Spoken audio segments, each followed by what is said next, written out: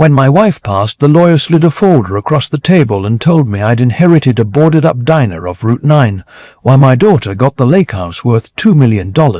She looked me dead in the eye that afternoon, called me a burden nobody asked for, and gave me 30 days to clear out of the only home I'd known for 41 years.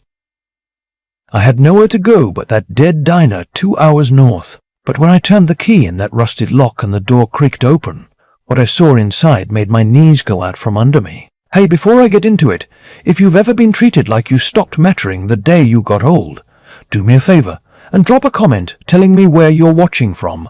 I read everyone. I want to know how far this thing travels. Quick note too, parts of this have been changed around for the telling, but the heart of it is real, and the heart is what matters. All right, let me tell you what happened. The reading of the will took place in a law office in downtown Worcester. The kind with thick carpet that swallows your footsteps, and a conference table so long it feels like you're sitting at opposite ends of a courtroom. My daughter sat across from me with her husband, the two of them leaning forward like they were about to win a prize on a game show. I sat alone on my side. The attorney, a calm woman named Priscilla Voss, opened a leather folder and put on her reading glasses and started. It had been 9 days since I lost Margaret. 9 days of casseroles I couldn't eat, of neighbors squeezing my hand, of my daughter telling everyone within earshot that she was handling everything, which mostly meant she'd already changed the locks on the lake house and started measuring the windows for new drapes. Priscilla cleared her throat. We'll proceed with the last will and testament of Margaret Ann Whitfield, executed 11 months ago. 11 months.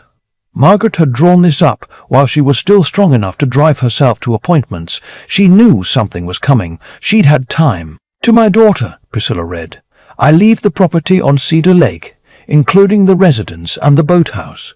Current appraised value, $2,100,000. My daughter let out a little gasp and grabbed her husband's wrist. He didn't smile, but his eyes did the thing eyes do when a man's already spending money in his head. Priscilla turned the page. I also leave her the investment accounts held of Fidelity, valued at approximately $1,400,000, and the proceeds of my life insurance policy, $300,000. I did the arithmetic without meaning to. Old habit from 36 years of teaching high school math, nearly $3.8 million. All of it hers. Then Priscilla looked at me. To my husband, she read, I leave the commercial property located on Route 9 in Ashfield, the structure, formerly a diner, and the 11 acres on which it sits. County tax valuation, $96,000. The room went dead quiet. My daughter blinked. Wait, she said. That's it. Priscilla looked up over her glasses, perfectly composed. That is the entirety of the bequest to your father, yes? My daughter laughed. It wasn't a kind laugh, a broken-down hash house in the middle of nowhere. That's what she left him. She turned to her husband. She left him a parking lot and a building with no roof. Honey, he murmured, but it was a weak murmur, the kind that's really agreement wearing a coat. I should have said something. I should have stood up for Margaret because Margaret didn't do anything by accident in her whole life. But my throat had closed up and the words wouldn't come. Why the diner? She'd never mentioned it. In 41 years, she'd never once driven me out to Ashfield to see it. Priscilla slid an envelope across the table to me. Cream-colored, heavy, my name on the front, in Margaret's slanted, stubborn handwriting. There's a sealed letter for you, she said. Your wife was very specific. You're to open it at the property, not before. This is unbelievable, my daughter said, standing. I'm calling a lawyer of my own. Priscilla folded her hands. That is your right, but I'll save you the retainer fee. Your mother's estate plan was drafted by one of the most careful attorneys in the Commonwealth. It will hold. Contesting it will cost you a great deal and change nothing. My daughter grabbed her coat. At the door, she turned and looked at me with an expression I'd never seen on my own child's face. You know what, Dad? Enjoy your diner. But don't come crawling to me when you figure out Mum left you a tax bill and a tetanus shot. The door shut behind them. For a long moment, Priscilla and I just sat there. She took off her glasses and rubbed the bridge of her nose, and when she looked at me, there was something almost like an apology in it. Your wife loved you very much, she said. I worked with her for over a year on this. She thought about every comma. Then she reached into the folder and set a key in front of me. An old brass thing, the kind they stopped cutting decades ago. This opens the diner. Ashfield's about 2 hours west. Address is in the deed. She paused. She told me you'd have questions. Said to tell you, trust the diner. Everything you need is there. I drove back to the lake house that evening. Except it wasn't my house anymore. My daughter owned it now. The same kitchen where Margaret and I had eaten breakfast for 2 decades. The same bedroom where she'd held my hand on her last morning and whispered 4 words I didn't understand. Trust the diner, sweetheart. I'd thought it was the medication talking. I'd kissed her forehead and told her I would. My daughter and her husband were already living there when I got back. She didn't knock on the guest room door. She just opened it, holding a piece of paper. This is a 30-day notice to vacate, she said, flat as a parking ticket. Legal and official. We need the space. We're starting a family. She set it on the dresser. And Dad, don't take anything that isn't strictly yours when you go. I made an inventory. The silver, the art, Mum's jewelry, it stays. It was in the house. I sat on the edge of the guest bed after she left, holding the eviction notice in one hand and the brass key in the other. Down the hall I could hear her laughing on the phone, planning a nursery in the room where her mother had died. 30 days. I looked down at Margaret's envelope. Trust me, it seemed to say.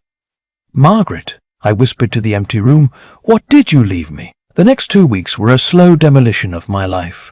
I came downstairs one morning to find a contractor's truck in the driveway and 2 men in the den, pulling Margaret's books off the shelves and dumping them into contractor bags. My daughter stood on the porch in a blazer, sipping coffee, directing them like a foreman. Those are your mother's books, I said. They're dusty, she said. We're putting in a wet bar. A worker lifted a framed photo off the mantel. Margaret and me at the diner counter of some place in Vermont on our honeymoon. Both of us young and laughing. Can I have that one? I asked. The worker looked at my daughter. My daughter looked at the frame. That frame's sterling, she said. Goes with the estate. She nodded toward the hall. Dumpsters out front. I watched the photo disappear around the corner in a stranger's hands, and something inside my chest cracked clean down the middle. It got worse before I left. 3 days before my move-out date, I was hauling a box to my car when I noticed a folder sticking out of the recycling bin at the curb. My son-in-law had been throwing out paperwork all week. The tab read, in my daughter's looping handwriting, Dad, placement options. Inside were glossy brochures. Maple Grove Senior Residence, out near Springfield. 2.1 stars online. The photos showed a dining hall with fluorescent lights and folks in wheelchairs parked in front of a muted television. Underneath was a contract. Resident name, my name, typed in. Shared occupancy, Wing C. Monthly rate, $2,900. Move-in date, and here my stomach dropped, was dated 3 weeks before Margaret died. While she was still alive. While she was upstairs in a hospice bed fighting for every breath, my daughter had already signed the paperwork to file me away in a place that smelled of bleach and forgetting. I photographed every page. The contract, the brochures, the reviews. One said a man had been left in a soiled bed for hours. Another said somebody's wedding ring vanished from a room and the staff just shrugged. Then I slid the whole folder under the spare tire in my trunk and said nothing. You might be wondering why I didn't just leave right then. Why I stayed in that house another 3 days, sleeping under the roof of people who wanted me gone. The truth is, Priscilla had told me something at the will reading that I held on to like a railing. She said the diner was protected in a way I wouldn't understand until I read Margaret's letter, and that if I left even 1 day before the date on that eviction notice, my daughter's lawyers could argue I'd abandoned the marital residence and complicate the estate. That the clock ran out clean, Priscilla had said. Don't give them an opening. Margaret thought of this too. So I stayed. I counted the days. And on the last morning, with the moving truck idling out front, I packed 1 duffel bag, 1 box of books, and Margaret's wedding photo, which I'd quietly fished out of the dumpster the night before and tucked into my coat. Everything else they could keep. My daughter met me on the porch. She held out a check. $20,000, she said. Cash the thing, sign over the diner, and we're square. That building's a liability. You'll thank me. I looked at the check a long time. I looked at her face, searching for the little girl who used to fall asleep on my shoulder during long car rides. I couldn't find her anywhere. I took the check, tore it in half, then in half again, and handed her back the pieces. I'll take my chances, I said, and I drove west without looking in the mirror. The drive to Ashfield took just over 2 hours. Worcester gave way to mill towns, then to hills, then to long stretches of nothing but stone walls and bare trees, and the occasional hand-painted sign, eggs, $3 a dozen, firewood, U-Haul. The diner sat back from Route 9 on a gravel lot. Smaller than I'd pictured, a long, low building with a sagging tin roof and windows papered over from the inside. A faded sign out front you could barely read, Rose IEs. It might have once said, the letters mostly gone. I parked and sat there a minute with the engine ticking.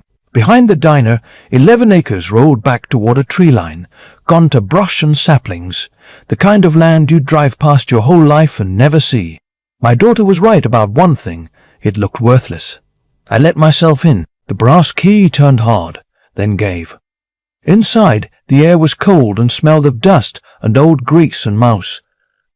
There was a counter with cracked stools, a row of booths with a vinyl split, a kitchen in back with a hood, and a flat-top griddle, gone orange with rust. And on the counter, set out neat as a place setting, sat 2 envelopes, one sealed with red wax, the other in Margaret's handwriting.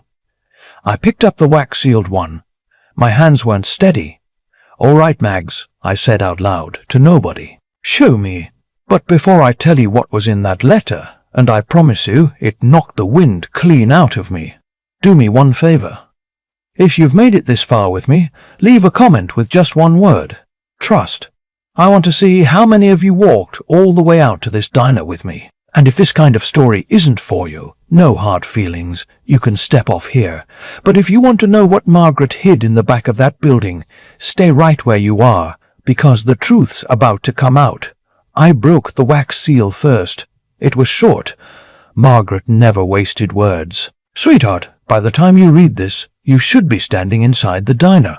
There's a crawl space under the floor of the back office, the door's behind the filing cabinet. There's a strongbox down there. The brass key opens it. Everything I couldn't say out loud is inside. I'm sorry I couldn't tell you to your face. Some things are safer on paper. I love you. I always have, M.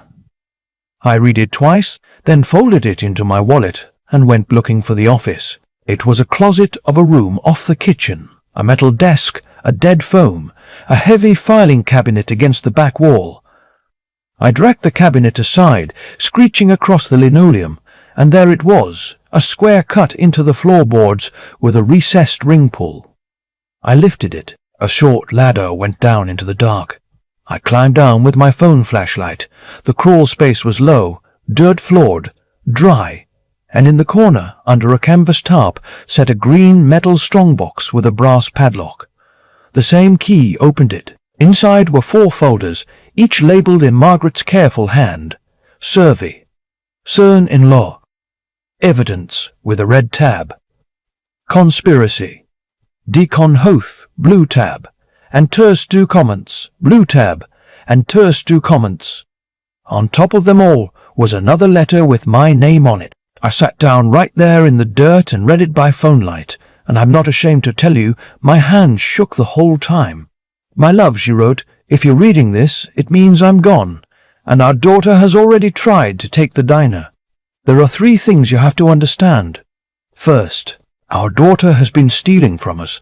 Over the last 2 years, she moved roughly $340,000 out of our accounts, forged withdrawal slips, a fake power of attorney she submitted to the bank, money funneled through an account I traced to her husband's side business. I found out 18 months ago. I never let on. I just started keeping records. The red folder is all of it. Bank statements, the forged signatures.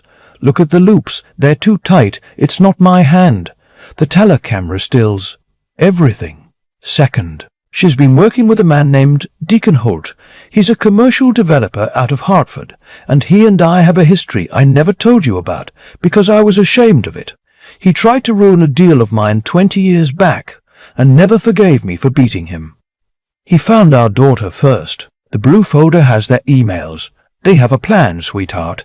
They were going to push you into a facility, take control of the diner through a fake guardianship, and sell the land out from under you.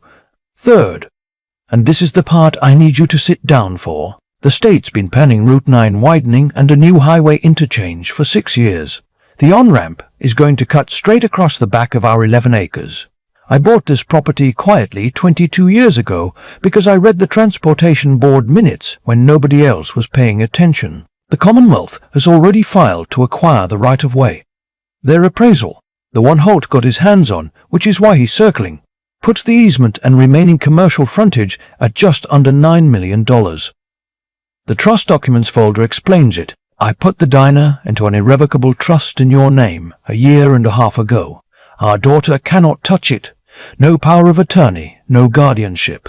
No court can pull it out. There's an ethics clause, Section 9, and if she contests the will, commits fraud, or so much as shakes Deacon Holt's hand, she forfeits every cent of her inheritance, and the whole file goes to the FBI.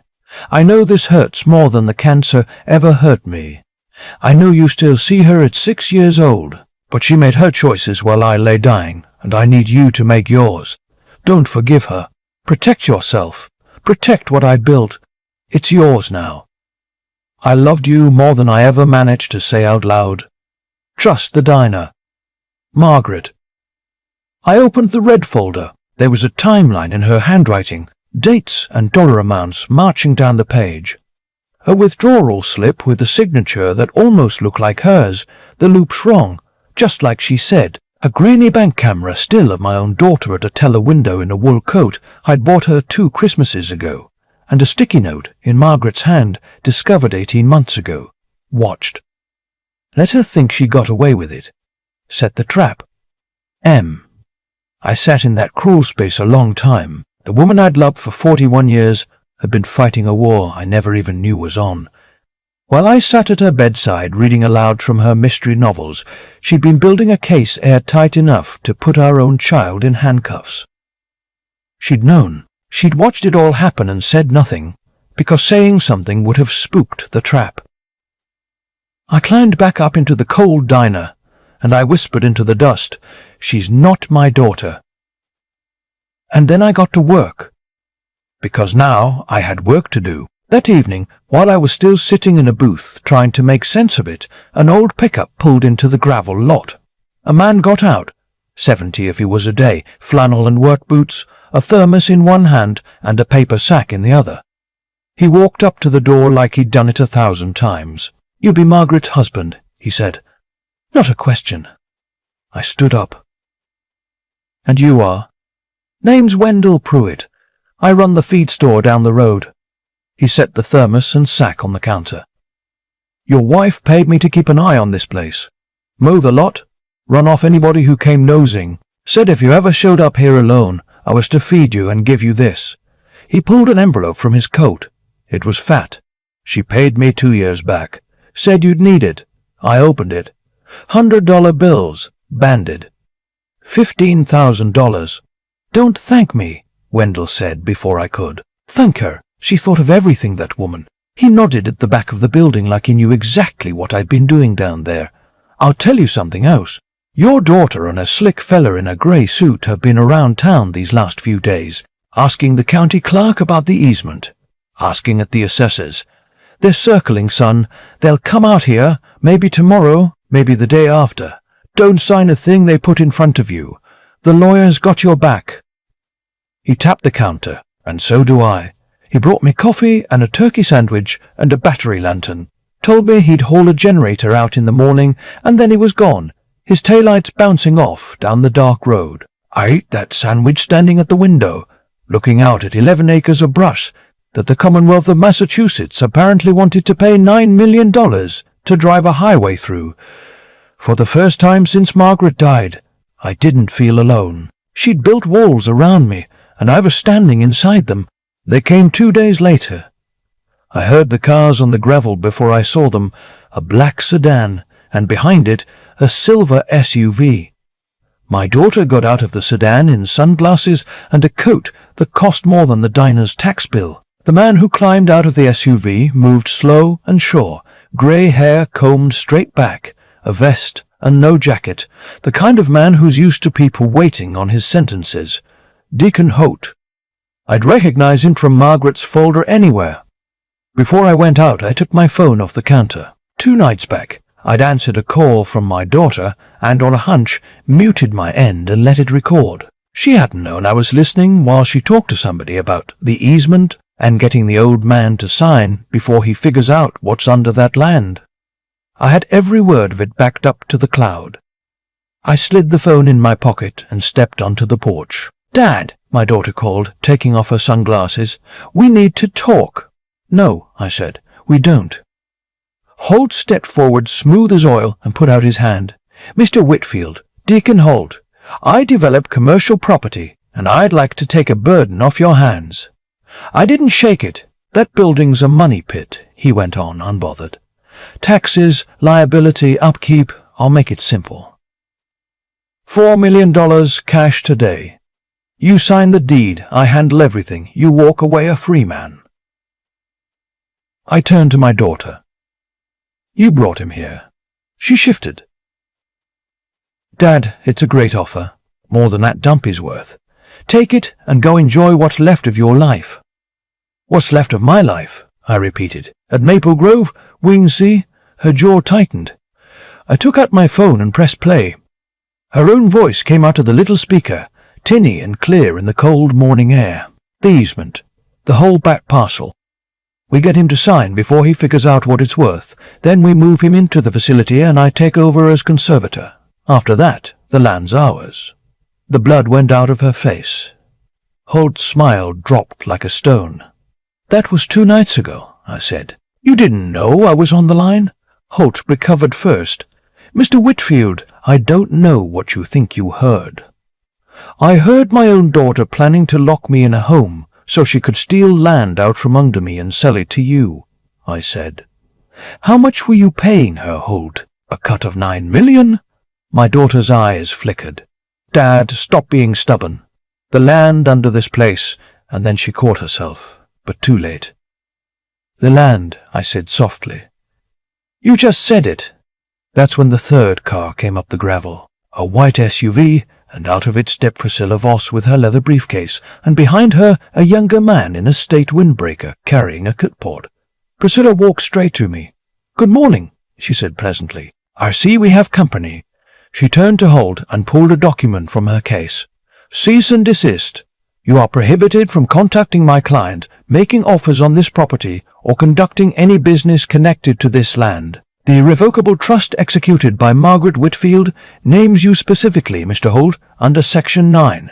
Any attempt by her daughter to transact with you triggers immediate forfeiture of the entire inheritance and refers the matter to federal prosecutors for fraud." Holt read the page. For the first time, he had nothing to say. Priscilla turned to my daughter and handed her a second set of papers. "Notice of Trust Violation Review. If you pursue a guardianship, a power of attorney, or any deal involving Mr. Holt, you lose all of it. The lake house, the accounts, the insurance money. It reverts to your father, immediately." Then she gestured to the man in the windbreaker.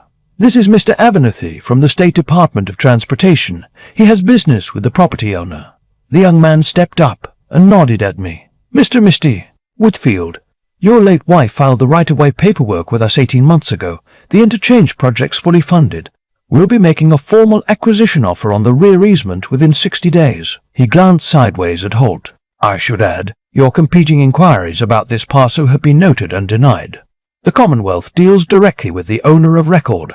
That's Mr. Whitfield, and Mr. Whitfield alone." Holt didn't say another word. He got in his SUV and drove off, gravel spitting from his tires. My daughter stood there in the empty lot, the papers trembling a little in her hand. She looked at me, and for just a second, I thought she might say something, sorry maybe, or some explanation. But nothing came. She folded the papers, got in her car, and drove away down Route 9. I watched until the dust settled. She didn't go quietly, of course. People like that never do. 2 days later, she emailed Priscilla, threatening to challenge the will on grounds that I was incompetent, that I was a frail old man living in a building with no running water, that this was elder neglect. Priscilla sent back one paragraph reminding her that filing any such challenge would trip Section 9 and ship the embezzlement file straight to the FBI. My daughter had 48 hours to decide whether her pride was worth 12 years in a federal prison. She withdrew everything. Her lawyer called Priscilla and read a statement about wishing to avoid further conflict. She kept the lake house, the accounts, the insurance. I kept the diner. And she sent me one last email, cold as a bank statement. No apology in it anywhere, just, "We're done. Don't contact me. I need to move forward with my life." I wrote back 4 sentences. I told her she'd stolen from her mother while her mother was dying. I told her she'd forged a dead woman's name and plotted with her enemy to cage her own father.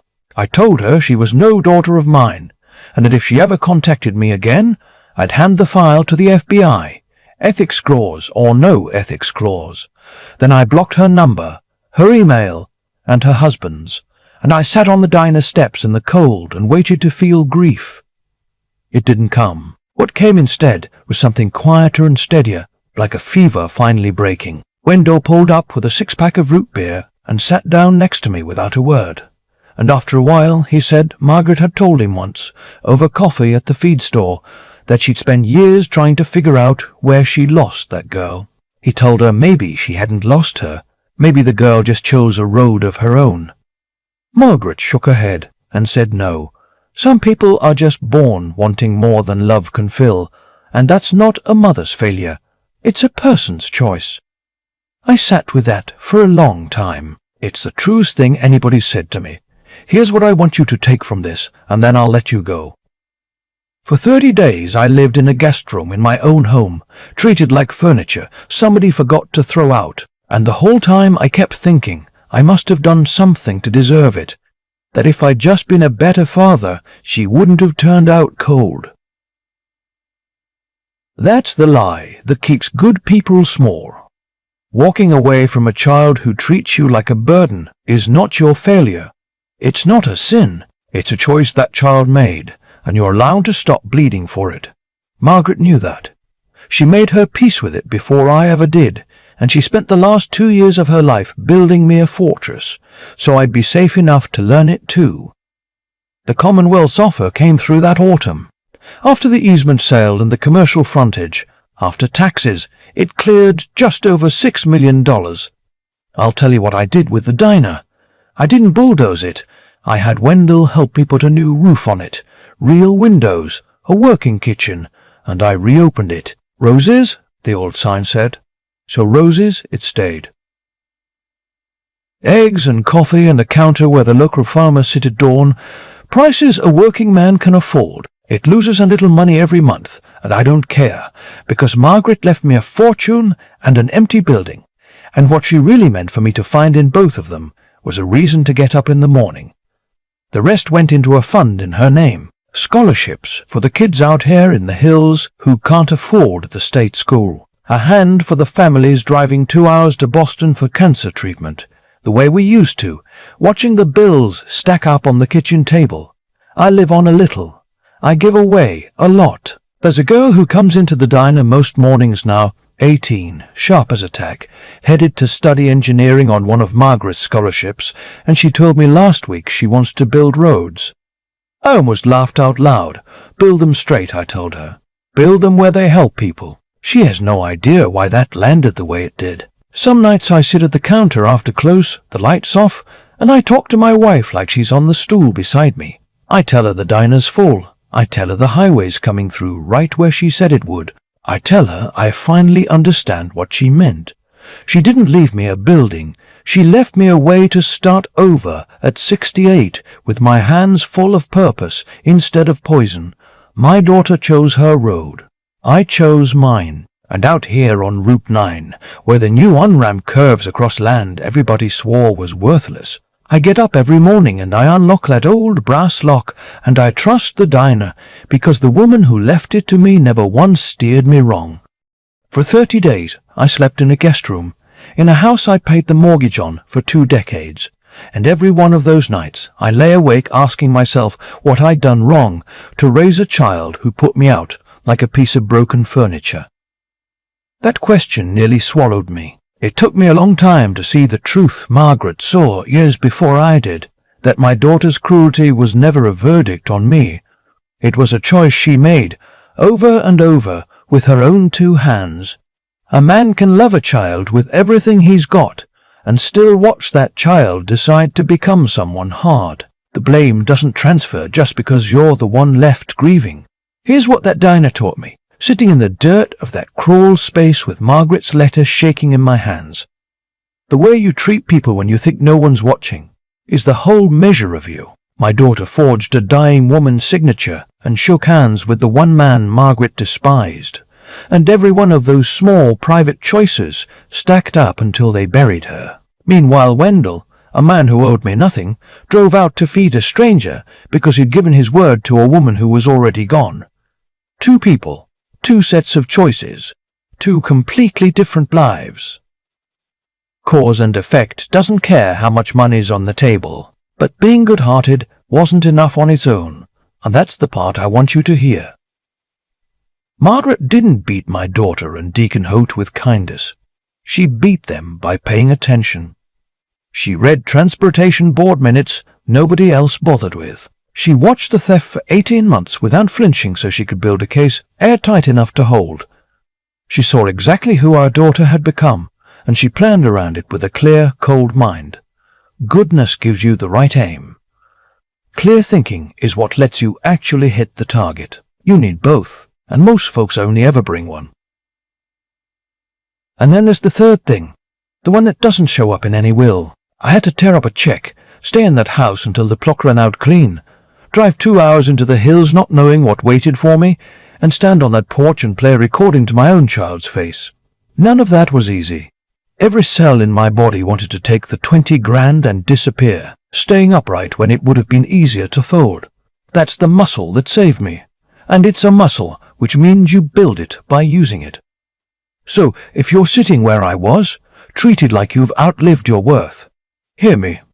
Keep your hands clean even when no one would catch you dirtying them. Keep your eyes open and think 2 moves ahead, and when the hard thing comes, and it will, plant your feet. My daughter chose her road. I chose mine. Out here on Route 9, every morning I unlock that old brass lock, and I'm grateful I had a wife wise enough to make me brave enough to start over at 68.